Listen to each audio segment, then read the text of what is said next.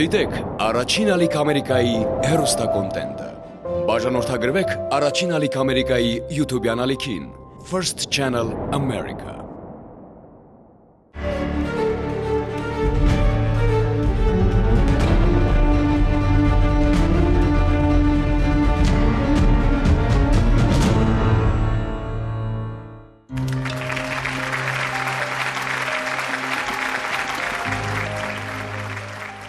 Բարև ձեզ, եթերում սպասելին հաղորդաշարն է, որի նպատակը բոլորդ լավ գիտեք, անել հնարավորն ու անհնարինը, որպեսզի հատվեն վաղուց բաժանված ճանապարհները։ Իսկ որոնք են ձեր նպատակները։ Արդյոք մտածում եք դրանց մասին ամեն օր ու փորձում հասնել դրանց, թե ամեն բան թողել եք ճակատագրին։ Գնալ հոսանքի ուղղությամբ ու ապավինել միայն բախտի բարեհաճությանը, իհարկե հեշտ է, բայց արդյոք արդյունավետ է։ Պասիվ սպասումը կարող է երբեք չավարտվել, արդյունքում կմնա միայն կորցրած ժամանակ։ Այն կանգնեցնել չենք կարող, առավել եւս հետ շրջել։ Հենց այդ պատճառով էլ մեզ համար կարևոր մարդկանց հետ միավորվելու գործում թանկ է ամեն վայրկյան, անդառնալիից խուսափելու համար։ Այստեղից հետևություն որոնումներ սկսելու ամեն հետաձգված րոպե աշխատում է հենց ձեր դեմ։ Ուրեմն սկսենք հենց հիմա, առանց հապաղելու փնտրենք նրանց, ում կորցրել ենք։ Նպատակի իրականացման ճանապարհին էլ ձեր կողքին է սպասել ինձ հեռուստանախագիծը։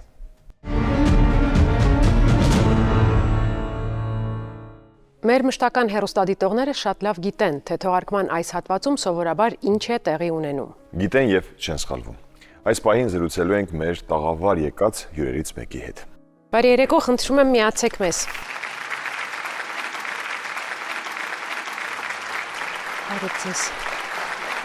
Բարև ձեզ, համեցեք։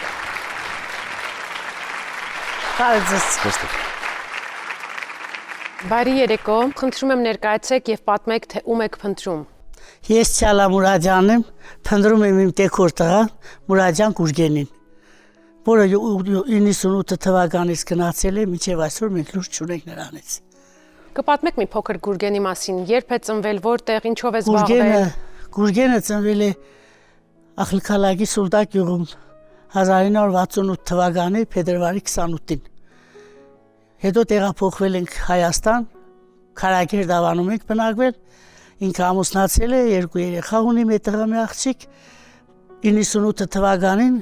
արտագն աշխատանքեր ուզում գնար, գնաց Ռուսաստան, Մինագեր գնացել։ Այնտեղից 2 տարի խաբար չունեինք իրանից, լույս չկար։ 2 տարի հետո զանգ եկավ։ Զանգահարեց քուրիկ ջան, ասեց, կարող է մամաս ծեր տունն է, ասի հա, հեռախոսը տուր իրան։ Տվեցինք, զանգահարում էր Կազանից։ Մաջանսավ, ոնց ես լավ եմ, չմտածես, ես աշունը կգամ, քեզ կտանեմ իմ հետ։ Ու այդ օրվանից 26 տարի անցել է լույս չունենք։ Նպատակը գնալու աշխատանքներ։ Հա, Մինագեր գնացի, կինը երեխաները մեզ մոտ էին։ Իսկ ինչ աշխատանքեր անում։ Բանվորություն, ես շինարարություն, ուրիշ ոչ մի բան չէ։ Կինն ու երեխաները հիմա գտնվում են Ամերիկայում։ Մայրը մեր մոտ է, Մինագեր մնում։ Արդյոք Գուրգենի կինը երեխաները գիտեն, որ դուք որոշել եք գալ սպասիր ինձ եւ հայտարարել իրենց հոր եւ ամուսնու որոնումների մասին։ Թե կինը գիտի, շուտ անց է միշտ էլ ասում ես, եթե կգտնեք ինձ ցեն անեք։ Ինքը Ամերիկայում է։ Իսկ երեխաները քանի տարեկան են։ Երեխաները աշտեն տղան 30 տարեկան է, կլի շատ։ Աղջիկն էլ ամուսնացած է, ճուղտ երեխա ունի։ Այստեղ ովքեր են այն մարդիկ, որ ձեզ նման սպասում են Գուրգենին, ուզում են նրան գտնել։ Ուզում են, տղաս է նստած են, մյուս տղաներս են, աղջիկս է, իր աղբերներն են, իր աղբոր երեխեքն են, ունի 2 աղբեր, ընտանիք երեխաներ ունին, թոռներ ունին, փնտրում են, իրանք էլ են ուզում, անհամբեր սպասում են, ինչ-որ մի հատ նորություն եղնի, ուրախանան։ Ըստ ձեզ, ինչը կարող է լինել պատճառը, որ ոչ մի կապի դուրս չի եկել։ Մեզ էլ է շատ հետաքրքիր, ինքը դենց խելոք շնորհքով տղա եղել, թե ինչի մի անգամից կդրվավ չհասկացանք։ Մեզ էլ է հետաքրքիր։ Տիկին Ցալա, եկեք պատկերացնենք, որ Գուրգենը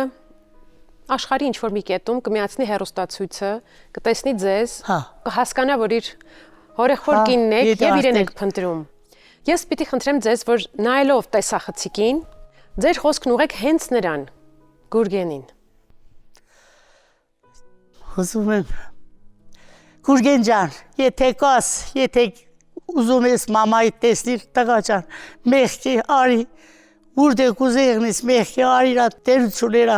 մենակ ես եմ պարում իրան, ես եմ իրա մոտ կնում ու գալիս ամեն ինչ ենում, Գուրգեն ջան, եթե գիտես, դու ինձի շատ լավ գիտես, քուրիկ ջան կսեիր, դու արի, շատ սպասում ենք, բոլորը սպասում ենք քեզի, տղա դել, աղջիկ դել, բոլորները սպասում են, մերնիմ քեզի, արի, կամ տեղեկություն տուր մենք իմանանք, կոնե կաս, չգիտեմ էլ ինչ ասեմ։ Շատ լավ, շնորհակալություն։ Ես էլ եմ շատ շնորհակալ ձեզանից, տասված կդնիք բերեք, շատ ուրախանանք։ Շնորհակալություն։ Կա պատմություն, կա որոնվող եւ իհարկե նրան փնտրող եւ հույսը չկորցնող հարազատ մարդ։ Ուրեմն մենք էլ լծվենք որոնումների գործին եւ նույնպես չկորցնենք հույսը։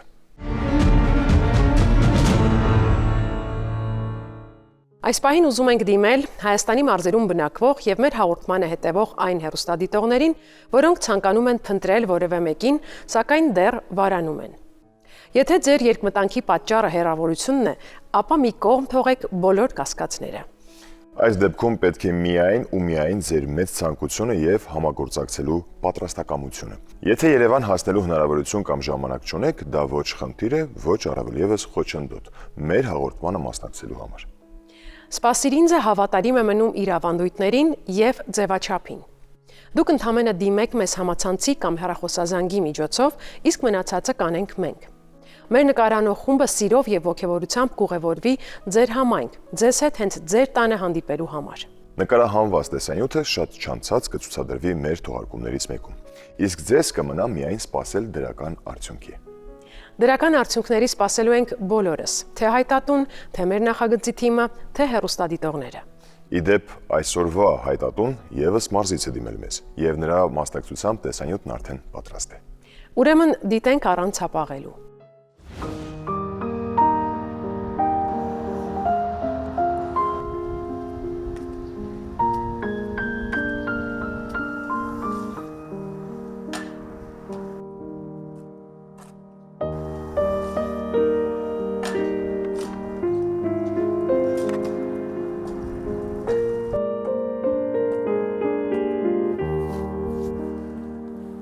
Հողը խրացնում եմ, որ գարունը բացվի, ծառ տնկենք, տարբեր տեսակի ծառեր տնկենք, մշակենք։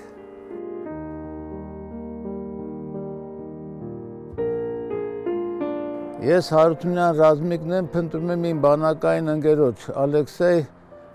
Ռադնիկովին։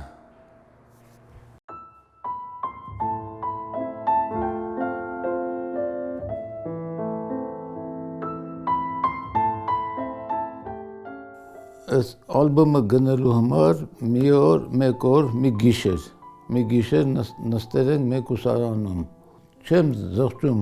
որ պատժվել եմ, որ ալբոմը գնել ենք, տարին մի անգամ, երկու տարին մի անգամ բացում եմ, այս 50 տարվա մեջ նայում եմ նկարները, հիշում եմ, որը որտեղ է լավ, ինչ է լավ, որտեղ գնացինք նկարվանք, ոնց արեցինք։ 1973 թվականի գարնանը Ռազմիկն անցավ զինվորական ծառայության։ Մայիսի 2-ին Երևանից մեկնած գնացքը հասավ Ամուրի շրջանի Բելագորսկ քաղաք։ Նորակոչիկներին ուղեկցեցին զորամաս։ Մեկ այլ գնացքից նրանց միացավ Ալեքսեյը, Բելարուսից։ Տղան ալեհեր էր, դա գրավեց բոլորի ուշադրությունը։ Ալեքսեյն ու Ռազմիկը ծանոթացան ու ավելի մտերմացան ամիսներ անց, երբ նրանց տեղափոխեցին տանկային գումարտակ։ Դե մազերը սպիտակ էր, տենց էլ սիդոյ ասեցինք, մնաց մինչև վերջ սիդոյ։ 2 տարի իրար ծառայել ենք, իրար կողք ենք քնե, խելոք տղա էր, այնց բան չէր, ասենք թե որ կոպի ձևով որ խոսայր իր հետ, ինքը կոպի ձևով խոսար, ընկերական տղա էր այդ տենց, ոնց որ մի տան անդամերն էինք իրար հետ տենց ենք խոսում, 2 տարի իրար հետ ենք մնացել, մեծացել, մեկը Պասիլկա էր ստանում, մյուսներին հյուրասիրում էր անպայման։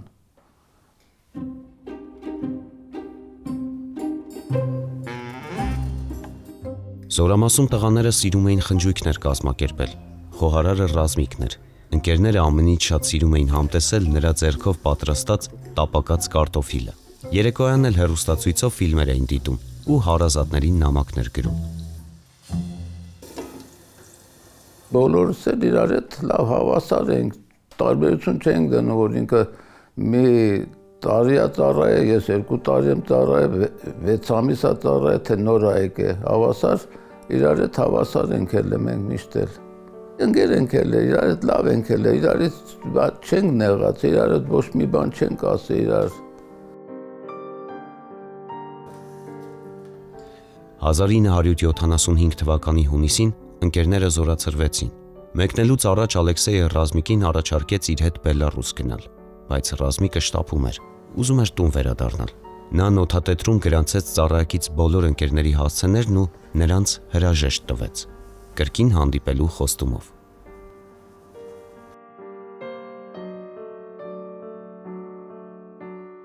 Ծնողներ սպասում էին ընձի։ Դա համար էլ չգնացի ճիշտն ասած, կարա եթայի, ընդից գայի, մի օր կմնայի 10 օր, էտի արդեն ցույց կտարի։ Փաթաթվանք հաջող արեցինք ու թողեցինք, ինքը գնաց, ավտոն սպասում էր արդեն ընդ։ Տենց այդ օրը իրար հետ եթայի ընդ իր մոտ։ Բայց երկիր էր, ասենք այդ եթայինք մանգային գայինք էլի, էլ Աստված գիտի, կեթայինք թե չենք, դա տենց էլ է լավ։ Ռազմիկը վերադարձավ Հայաստան, փոքր վեդի, որոշ ժամանակ անց նա Ալեքսեյին նամակ գրեց, բայց սպասումը երկար տևեց։ Ալեքսեյից պատասխան նամակ Ռազմիկն այդպես էլ չստացավ։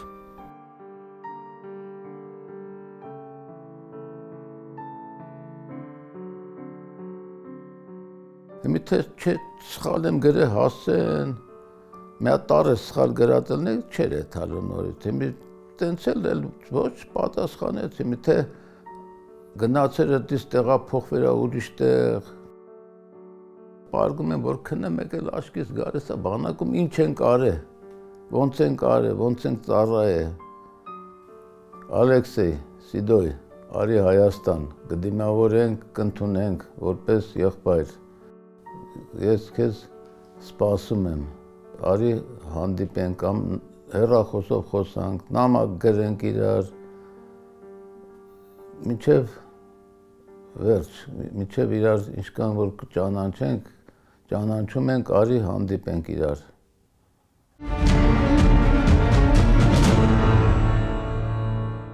Վիզուալ ինֆորմացիան երբեմն ավելի արագ է յուրացվում, եւ շատ մարդկանց մոտ հենց տեսողական հիշողությունը ավելի է զարգացած, քան հիշողության այլ տեսակները։ Մենք կարող ենք մոռանալ անուններ, իրադարձությունների ամսաթվեր եւ նման այլ ինֆորմացիա, բայց եթե տեսել ենք մարդու դեմքը, ապա նույնիսկ երկար ժամանակ անց լուսանկարով կարող ենք հիշել նրան։ Հենց դա է պատճառը, որ «Սպասիր ինձ» հաղորդաշարին որոնման հայտ ուղարկողներին խնդրում ենք անպայման կցել որոնվողի լուսանկարը։ Այժմ դիտենք մեզ ուղարկված լուսանկարներից մի քանիսը։ Դրանցում պատկերված մարդկանց ճանաչելու դեպքում խնդրում ենք կապ հաստատել մեր խմբագրության հետ։ Աշոտ Առաքելյանին խնդրում է արձագանքել նրա բանակային ընկերը Նիկոլայ Կովալյովը։ Նրանք ծառայել են Բելարուսի Բրեստ քաղաքում 1979-ից 1981 թվականներին։ Նիկոլայը հույս ունի, որ Աշոտն իրեն չի մոռացել եւ դեմ չի լինի վերականգնել վաղեմի ընկերությունը։ Մարիա Վասիլիի Հարությունյանին եւ նրա դստերն են որոնում նրա ազգականները։ Մինչ ամուսնությունը Մարիայի ազգանունը Անտոնյուկ էր։ Նա ծնվել է 1964 թվականին Ուկրաինայում։ 1980 կամ 81 թվականին նա մեկնել է Հայաստան, Գյումրիում սովորելու եւ աշխատելու նպատակով։ Այնտեղ ամուսնացել է Հովիկ Հարությունյանի հետ։ Ունեցել է 2 զավակ՝ Սվետլանան եւ Դավիթը։ Մինչև 2009 թվականը Մարիան նամակագրական կապ էր պահպանում հարազատների հետ, բայց հետո շփումն ընդհատվել է։ Այս հարսանեկան լուսանկարը Օլգա Սավենկոյի ընտանեկան ալբոմից է։ Փեսացուն Օլգայի որդին է, Ալեքսանդրը։ Նրա կողքին կանգնած է Օլգայի զարմուհին, Ելենա Իվանի Բասը։ Նրա առջև իր որդին է, Արթուրը։ Հարսնացուի կողքին Օլգայի հորաքույրն է, Մարիա Յակովի Բասը։ Ելենան, Մարիան եւ Արթուրն ապրել են Էջմիածին քաղաքում։ Ռուսաստանում ապրող ընտանիքի անդամների հետ պահպանել են կապ, որը ժամանակի հետ խզվել է։ Այս լուսանկարն արվել է Գյումրիում 1982 թվականին։ Լուսանկարում պատկերված է Լիդիա Վրաբիեն, Մոլդովայից։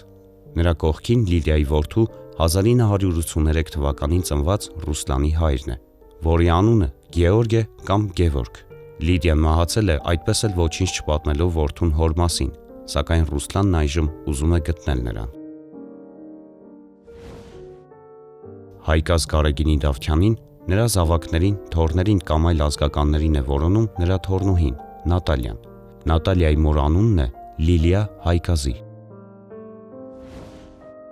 Լուսանկարում պատկերված է Գայանեն։ Արդեն երկար տարիներ նա որոնում է իր հայրիկին, Արտավազ Ճիվանի Մխչյանին։ Հայր եւ դուստր երբեք չեն հանդիպել, բայց Գայանեն գիտի, որ իր մայրիկն ու հայրիկը 7 տարի ապրել են Երևանում, հետո բաժանվել են եւ Սվետլանան, որն այդ ժամանակ երեխայի էր սպասում, տեղափոխվել է իր հարազատ քաղաք Նովոկուզնեցկ։ Գայանեի ծնվելուց հետո 5 տարի ծնողները նամակագրական կապ են պահպանել։ Նորիկ Գևորգյանին կամ նրա ազգականներին է որոնում նրա դուստրը Ռոզան։ Նորիկը ծնվել է 1957 թվականի հունվարի 4-ին։ Նրա ծնողների անուններն են Վելիխան եւ Ռոզա։ Նորիկը 2 քույր ուներ՝ Սուսաննան եւ Ռուզաննան։ Նրանք ապրում էին Հայաստանի Ախուրյան գյուղում։ Եղիշեր Ռոբերտի Կարապետյանին է որոնում նրա բանակային ընկերը Ալեքսանդրը։ 1986-ից 1988 թվականներին տղաները ծառայել են Գերմանիայի Ֆյուրստենբերգ քաղաքում։ Այս լուսանկարը արված է արձակուրդի ժամանակ հայրենիքում։ Եղիշեն այն նվիրել է Ալեքսանդրին հատուկ բանակային ալբոմի համար։ Նրան է նվիրել նաև իր զինվորական գլխարկը։ Եղիշեն նկարիչ էր։ Լուսանկարում Սաթենիկ Անոյանն է։ Նա ծնվել է 1912 թվականին Թուրքիայում, հայ ընտանիքում։ Հայոց ցեղասպանության ժամանակ Սաթենիկի ծնողները զոհվում են, իսկ նրան եղբոր հետ տեղափոխում են Հունաստան, Մանկատուն։ Ամբողջ կյանքի ընթացքում Սաթենիկը երազում էր հանդիպել ողջ մնացած ազգականների հետ։ Այսօր արդեն նրա ծոռնուհի Սաթենիկն է որոնում ավագ Սաթենիկի հնարավոր բարեկամներին եւ հավատում, որ մի օր անպայման կհանդիպեն։ Բագրատ Դոխոդյանին է որոնում խորտ քույրը, Սիրանուշը։ Բագրատը 64 տարեկան է, ծնվել է Երևանում, ապրում է հայրենիքում կամ Գերմանիայում։ Նրա եւ նրա ընտանիքի հետ հանդիպումը Սիրանուշի վաղեմի երազանքն է։ Սա Գայանե Նազարյանի մանկական լուսանկարն է։ Այժմ նա 52 տարեկան է։ Նա երազում է գտնել կենսաբանական մորը, որի անունը ենթադրաբար Նունե է։ 1973 թվականին ծննդաբերելուց հետո նա երեխային թողել է մանկաբարձուհու մոտ։ Որոշ ժամանակ անց վերադարձել է եւ հետաքրքրվել երեխայի առողջությամբ, բայց նրան ասել են, թե երեխան մահացել է։ Սակայն Գայանեն այդ ժամանակ արդեն որդեգրվել էր։ Նա փնտրում է մայրիկին, որ հայտնի այն մասին, որ ողջ է եւ շատ է ցանկանում հանդիպել։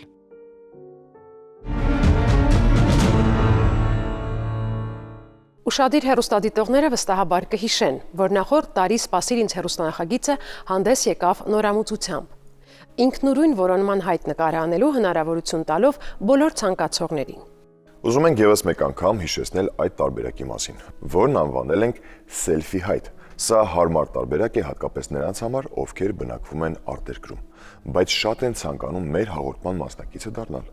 Եվ այսպես ձեզ անհրաժեշտ է ընտրել լուսավոր, անաղմուկ վայր, տեղադրել հեռախոսը ձեր առջև հորիզոնական դիրքով եւ միացնել տեսաձայնագրման կոճակը։ Մնում է ընդամենը ներկայանալ։ Մի քանի նախադասությամբ ներկայացնել ձեր պատմությունը, հստակ շեշտելով, թե ում եք որոնում։ Դե իհարկե նախընտրելի է ցուցադրել որոնվողի լուսանկարը, չէ՞ որ դա կարող է էապես օգնել որոնումներին։ Ցանկացած հարցի դեպքում կապ հաստատեք խմբագրության հետ։ Մեր աշխատակիցները սիրով եւ շատ արագ կպատասխանեն ձեր հարցերին։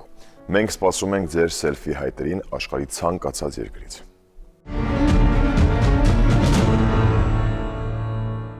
Մեր տաղավարում հանդիսատեսի առաջին շարքում տեսնում ենք մարդկանց, որոնց ձեռքում կան լուսանկարներ եւ փաստաթղթեր։ Դա նշանակում է, որ այսօր նրանք մեր տաղավար են եկել որոնման հայտ ներկայացնելու նպատակով։ Նրանցից մեկին հենց հիմա այստեղ հրավիրում ենք, որպեսզի կարողանանք զրուցենք ու պարզենք նրա պատմությունը։ Բարի երեկո, խնդրում եմ միացեք մեզ, համեցեք։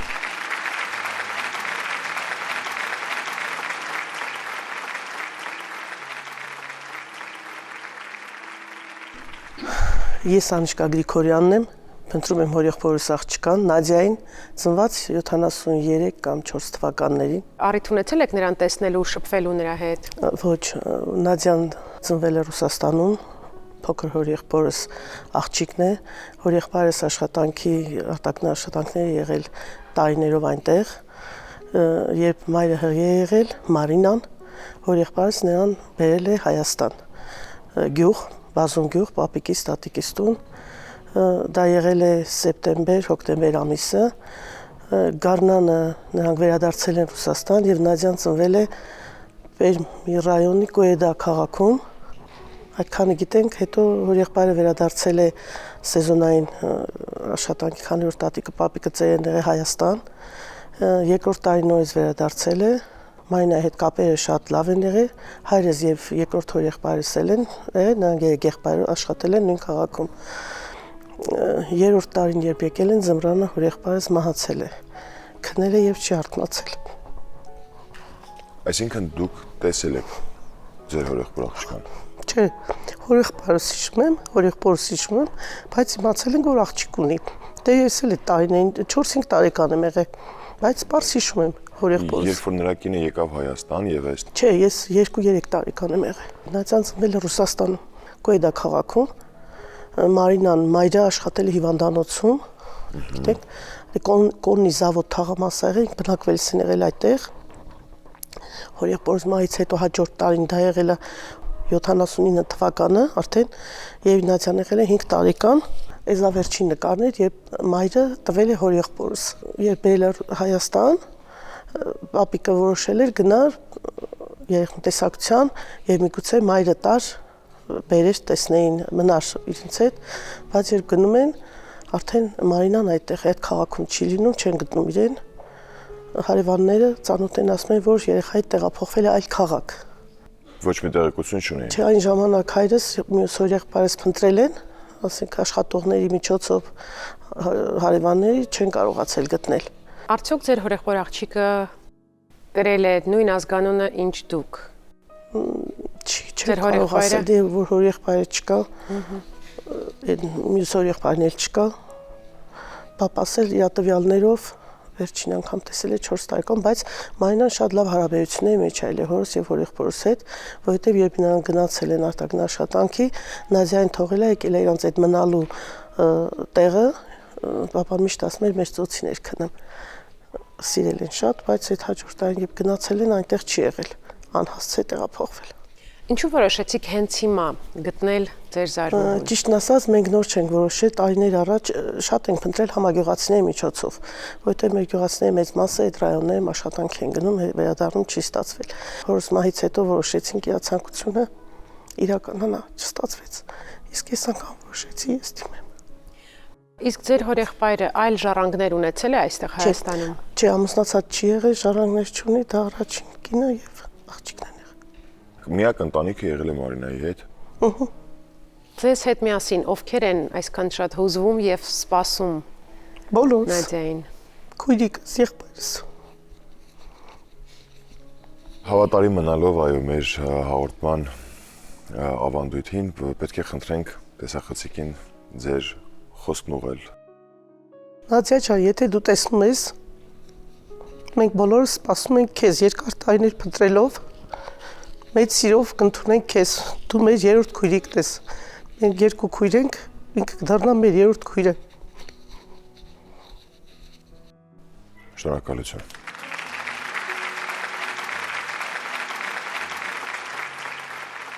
Սիրելի հեռուստադիտողներ, եթե ձեզ ծանոթ թվաց այս պատմությունը կամ թեկուզ չնչին կասկած ունեք, խնդրում ենք զանգահարել մեր խմբագրություն։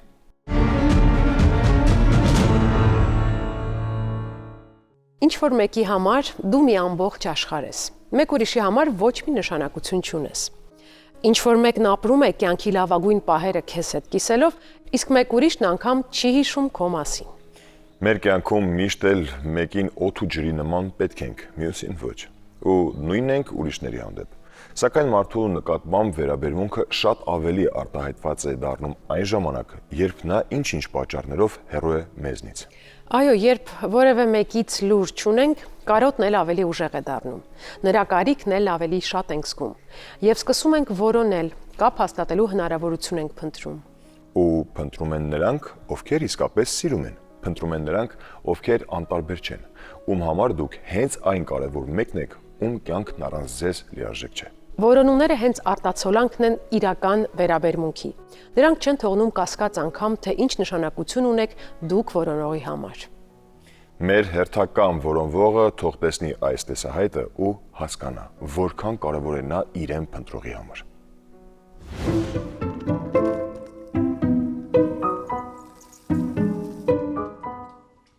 Բարև ձեզ, շատ ուրախ ենք ձեզ հյուրընկալելու համար, համեցեք։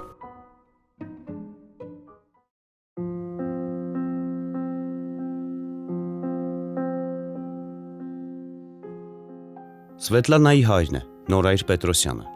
1958 թվականին Նորայրը ծառայում էր Ուկրաինայի Կրիվոյ Ռոգ քաղաքում,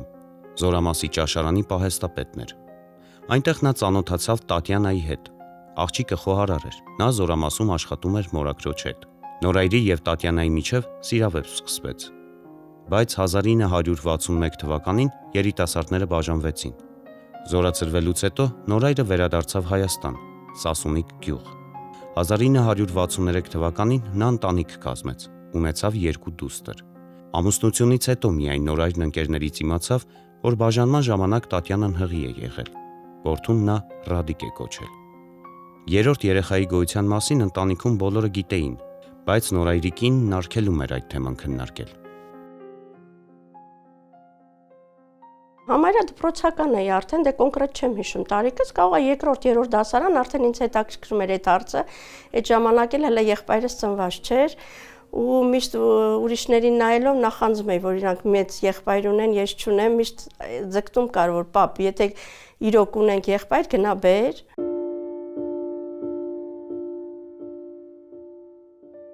Սասունիկ գյուղում Նորայրն աշխատում էր որպես մեխանիզատոր, երբեմն մեկնում էր Ռուսաստան, արտագնա աշխատանքի։ Այնտեղ նա հանդիպում էր որդուն։ 1980-ական թվականներին վերջին անգամ արտագնա աշխատանքից վերադառնալիս Նորայրը դուստրերին պատմեց, որ Տատյանան վթարի է ենթարկվել ու մահացել, իսկ Ռադիկն ապրում է մորաքրոջ ու տատիկի հետ, Ուկրաինայում։ Միշտ հայրս էլ էր խուսափում, որ մեզի այդպես մանրամասը պատմեր։ Մամայից դուր չէր գալիս էլի այդ պահերը, ճիշտն ասած։ Մի երկու անգամ նամակներ ա եկել ընդեղից։ Իմանալով այդ միշտ ասում ենք, որ պապ գնա բեր էլի, որ կանչում են գնա բեր, հայրս էլ էր խուսափում զուտ ընտանեկան խնդիրներ չստեղծելու պատճառով էլի։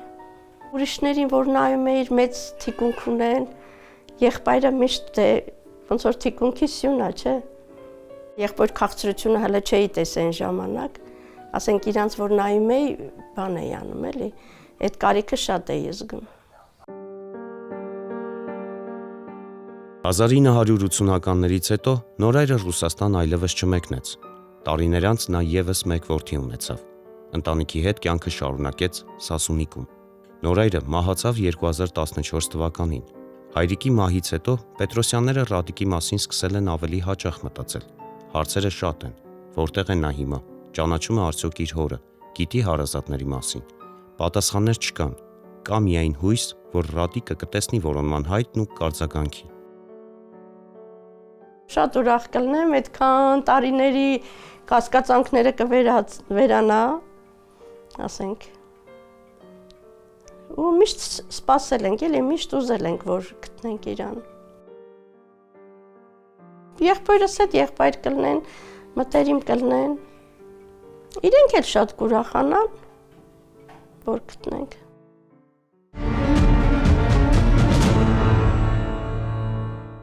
Եվս մեկ թողարկում է ավարտվում, եւ մենք ուրախ ենք, որ հասցրինք մատուցել այն կարևոր տեղեկություններն ու նորությունները, որոնք սպասում էին իրենց հերթին։ Սպասիրինձը գործ ունի մարդկանց հետ։ Այստեղ արծարծվում են մարդկանց կյանքին վերաբերող ամենանուրբ թեմաները, որոնցից յուրաքանչյուրը կարևոր է եւ անհետաձգելի։ Եվ մենք անում ենք ամեն բան, որ ներկայացնենք դրանք ճիշտ լույսի ներքո, բաց չթողնենք ոչ մի մանրուք, որը կօգնի մեր ընդհանուր գործին։ Նույն նպատակներով եւ նույն տրամադրվածությամբ կհանդիպենք հաջորդ շաբաթ։ Ցտեսություն։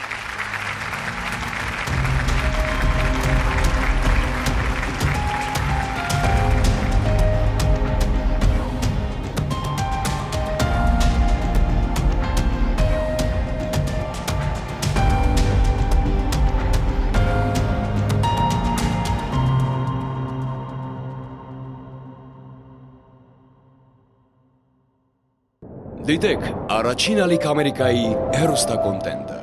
Բաժանորդագրվեք Առաջին ալիք Ամերիկայի YouTube-յան ալիքին First Channel America։